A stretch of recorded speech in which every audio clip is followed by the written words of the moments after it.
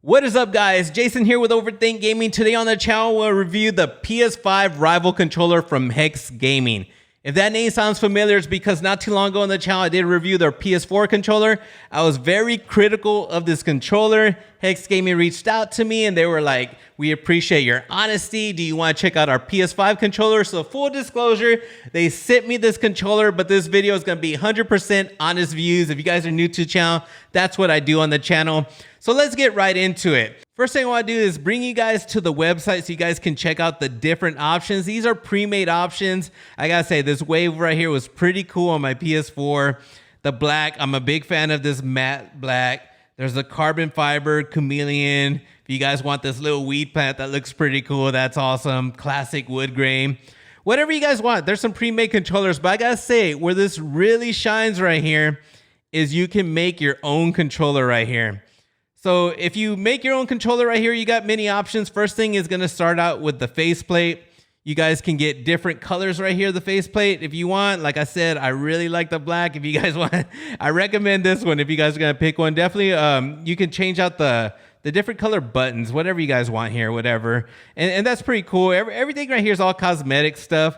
But I got to say, where it really stands out, guys, is the fast shots right here. The fast shots are basically short throws on the triggers. You're gonna wanna choose that if you play a lot of shooters. If you wanna use this controller for driving games or Astro's Playroom, you wanna use adaptive triggers, don't choose this. Stick with your regular analog triggers. But I gotta say, it's pretty cool that they have the option.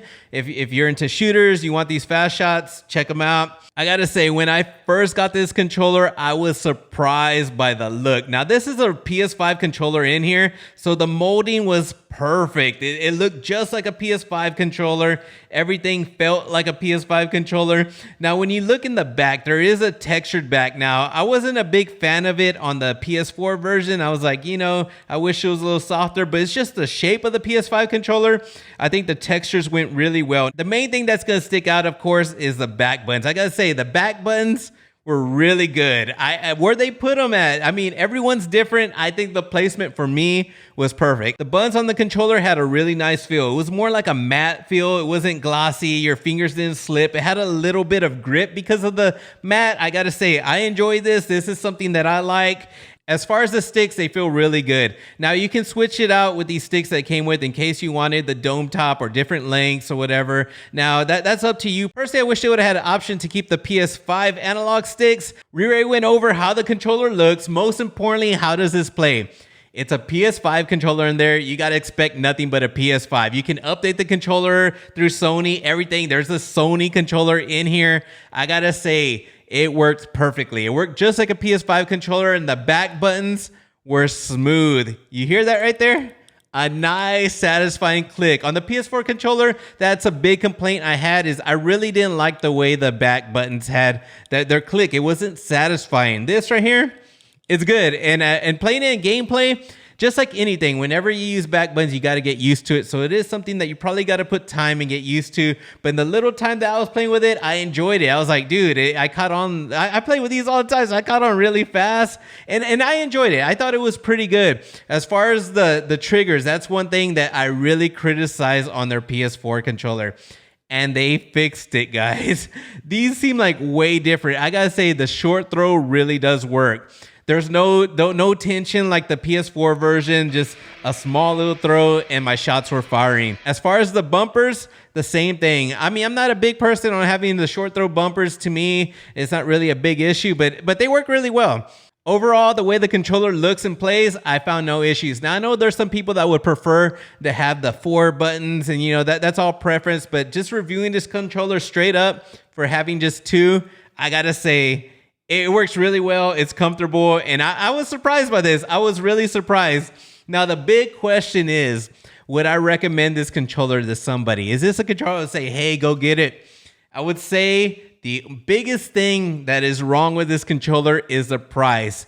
If you have the money, if you think $300-ish isn't much, go ahead and get it. You can't wait for the Battle Beaver Scuff. Who knows when that's going to come out?